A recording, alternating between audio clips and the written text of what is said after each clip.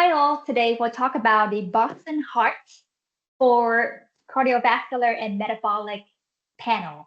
I really like this panel because they are very comprehensive. It can really test for a deep dive of what is the molecular size of your LDL, which is a non-good cholesterol, what is the size of your HDL, which is a good cholesterol, and the bigger of those LDL size, the more amount of small LDL size, the worse it is for your cardiovascular.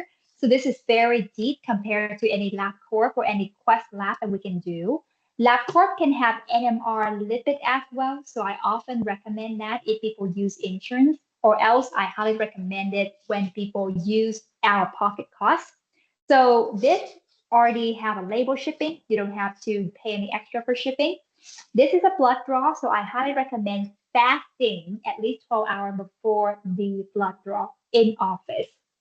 So the kit will be provided by the office in the provider office.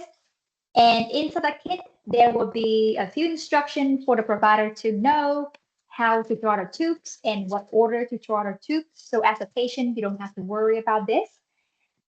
They have a few papers for you to read if you would like to, just an extra information. This one will be shipped through ice, so therefore they have like a foam box like this. Inside, there are those bags for ice, so that's the reason why it can be shipped within the day. And as a patient, one thing you want to be mindful is do this test in the morning, so therefore the lab and the FedEx can be shipped later in the day. If you wait for the weekend or too late in the evening, I would not recommend getting the lab because you pay the money, you're wasting time, and that is not beneficial for either way. So the box will include a lot of tubes. That's why for any people who do this test, I always recommend make sure you have a good bank and drinking a lot of water because you don't like to see how much pain you're gonna be, how much blood you're gonna be you.